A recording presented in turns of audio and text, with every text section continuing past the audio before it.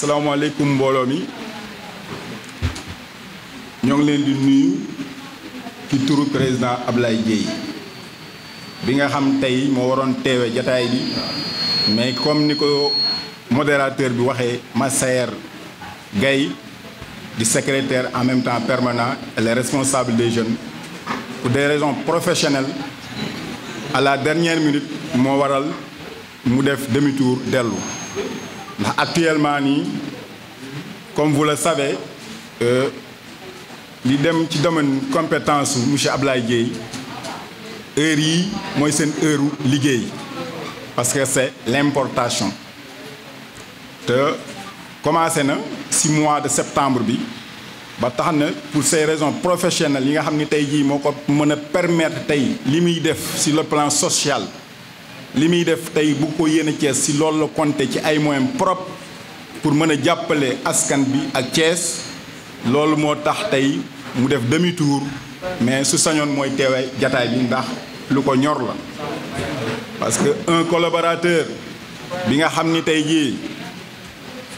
c'est les responsables de Pastef te ku dégg Pastef tey xam ni am na lu mu am mu nekkoon coordonnateur bi à Sampaté bokk ci membre bureau communal tey mu def un mouvement bu toll ni M2P taxaw pour Thiès ñëw ni tey moo ngi ànd ak frère Ablaye Dièye pour sigil Thiès je pense que ni loolu c'est à saluer président Abdoulaye Dièye tey si soñoon dina fi teew ndax amul lu ko gën a màgg ak collaborateur boobu amul lu ko gën a màgg parce que ñun ñëpp Thiès moo ñu ñor et on a dit Thiès d'abord avant de dire quoi que ce soit ce qui est important à l'heure c'est Thiès on va vers des élections locales donc il n'y a pas de parti c'est des coalitions pour le développement des communes loolu moo tax ñu jóg tey jii nag sunu frère bii toog di Babacar Dione nga xam moo diriger mouvement M2P ñëw teew pour def conférence de presse bi wala point de presse bi pour wane li nga xam ne tey jii commencé na liggéey Ablaye Dièye les derniers Ablaye Dièye làqatiwul ci dara amul lu mu ciy ragal fépp fu mu nekkoon bàyyi na ko tey moo ngi ñëw ànd ak président Ablaye Dièye pour relever le défi à Thiès. kon monsieur Babacar nous vous souhaitons au nom du président Ablaye Dièye président du mouvement Siggi Jotna soyez les bienvenus fii sa kër la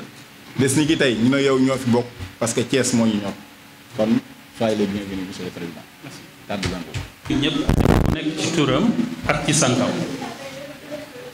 mais avant de vous divulguer la quintessence de mon allocution j'aimerais remercier ay nit ki ci jiitu di sama papa sama baay nekkoon fi adjoint au maire de 93 à 2000 derrière Moustapha Ndiaye liggéey fi liggéey bu mucc ayib xàllal ñu yoon bi ba tax ñu ñeme sama yaay itam yàlla na ay yaxam sedd kii def tey témoignage bii moom ak sama yaay dee moo leen tàqale ñu àndoon ànd bu rafet tey moom mu ñëw représenté mag ñi nga xam ne ñoo doon ànd ak sama yaay moo tax yàlla na yàlla guddal sa fan wañ di remercier waa Siggi Jotna ak aussi seeni alliés képp koo xam ne dafa boot mouvement de soutien au président Abdoulaye Dièye maa ngi lay nuyu di la tatagal di nuyu aussi ay collaborateurs u Abdoulaye Dièye kii c'est mon frère Pape keneen mën na la wax ci man loo xam ne day dañ mais moom lu mu la wax du dañ ci man parce que il ma connaît démb tey soogu ñëw mais aussi di nuyu samay collaborateurs ndax benn nit mënul dara lépp lu mu mën ñoom la ki ci jiitu di Cheikh Sidat le coordonnateur départemental di liggéey bu mucc ayib macha allah di nuyu aussi sama responsable des femmes responsable des jeunes ak képp koo xam ne membre nga militant nga sympathisant bu M2P la le mouvement les patriotes pour le progrès te ma nekk non seulement le fondateur nekk le président mais aussi nekk la personne morale je pense que du ma jàll ci présentation bi parce que Pape jot na ci am lu mu ci def Massayar aussi ma lay nuyu de passage vraiment mon frère mon ami am na moom it lu mu ci def bu ñu duggee ci waxtaan wi nag defe naa ni sama teewaay tey li ko mooy jéem a ñoŋal benn ànd boo xam ne nasoon nañ ko depuis longtemps man ak le président Abdoulaye Dièye et ses collaborateurs ak samay collaborateurs ñu toog waxtaan tënk teg le président Abdoulaye Dièye nag du ma gën a gore déedéet mën naa nangu ku ma ëppale mën naa nangu ku ma gën a rafet waaye du ma nangu mukk ku ma ëpp yar du ma nangu ku ma ëpp xam-xam waaye aussi du ma nangu ku ma gën a gore te président Abdoulaye Dièye dafa woo naar ji guuxum soow boo xoolee ci fan yu néew wala ci weer yu néew incha allah Sénégal dinañ organiser ay élections locales muy élection boo xam ne gox la ak goxaat élection boo xam ne warul am parparloo warul am yaama neex warul am fanatisme li mu war a am du dara lu dul ka gën ca gox ba nañ ko teg ca bopp gox ba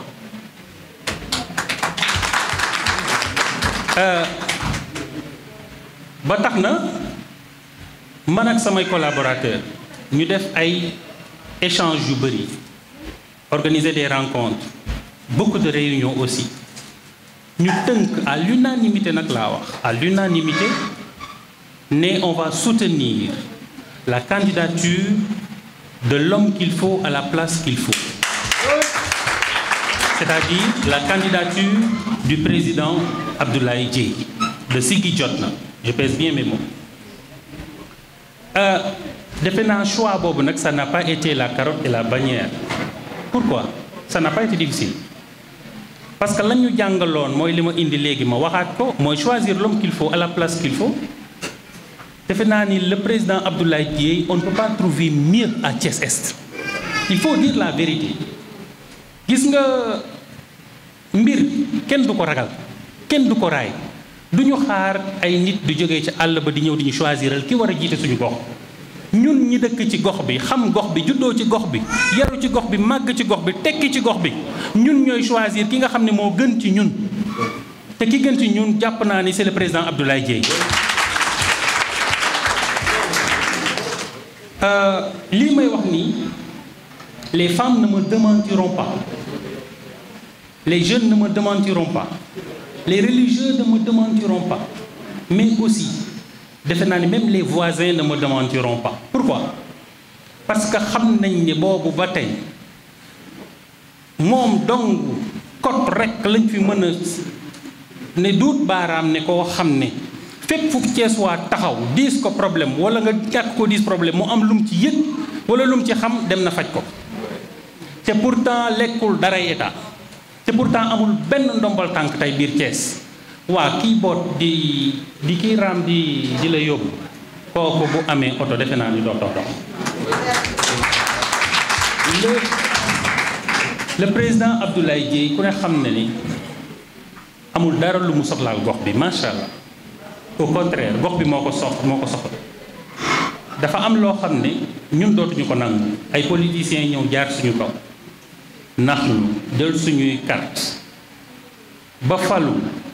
mais mbokk yi 5 ans dafa bëri de 5 ans de plus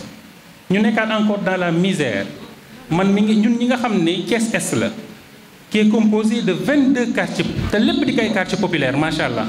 xam ngeen ni ñun nous vivons dans la précarité loolu ñëpp xam nañ ko Thiès Est moo gën a mettit mais moo ëpp ay votants di leen xamal ne leen bés ni ki tey nañu xam suñu bopp et je lance un appel fort à toute la population de Thiès Est dama ciy joxe benn anecdote bu ndaw bu ñu rappelé woo un peu ci histoire en 1945 dañu waxoon ne lors de la charte de Yalta la grande alliance dafa ne woon il appartient à l'Europe libérée de choisir librement la forme de gouvernement qui lui convient. Discours boobu tey waa jooju defoon tey di Churchill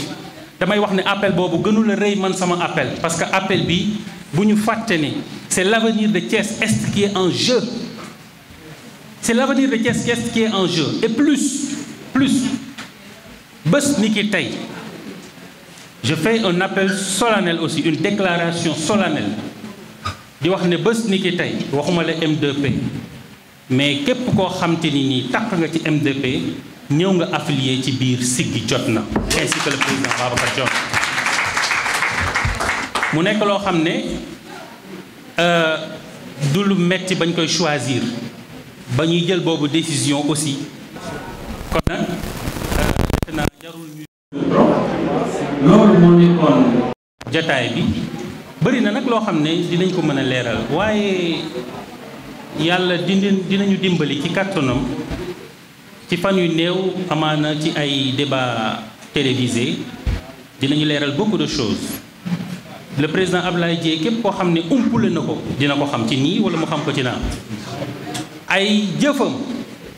taxawaayam ci biir Thiès